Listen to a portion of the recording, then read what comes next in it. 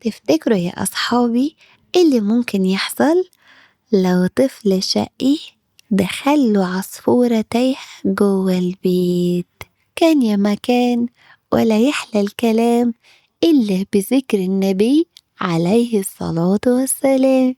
نقول إيه يا أصحابي؟ عليه أفضل الصلاة والسلام. صح، شاطرين يا أصحابي.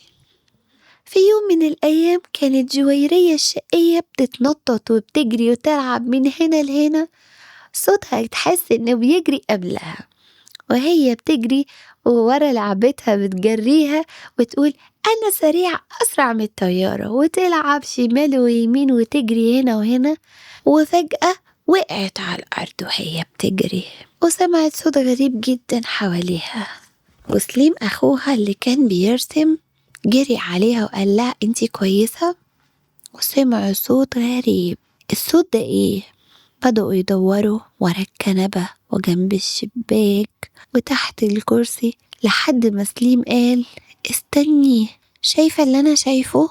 وهنا بصوا لقوا عصفور صغير جدا وريشه منكوش وعينه واسعة وكأنه خايف ومستخبي تحت الكنبة.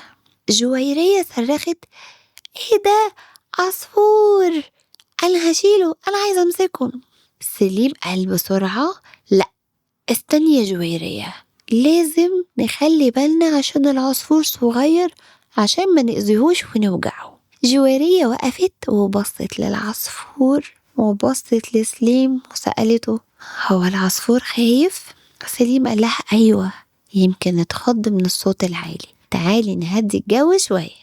سليم جاب طبق صغير فيه مية وحطه قدام العصفور، وفضل سليم وجويرية ثابتين، محدش فيهم بيتحرك ولا العصفور بيتحرك كمان، بس عينه بتبص عليهم. جويرية فضلت قاعدة جنبه وتتفرج عليه، وفجأة العصفور بدأ يتحرك وقرب وشرب نقطة مية صغيرة. جويرية فرحت قوي وقالت شرب شرب يا سليم، العصفور شرب. سليم ضحك وقال لها شفتي يا جويرية، لما بقينا هاديين العصفور حس بالأمان.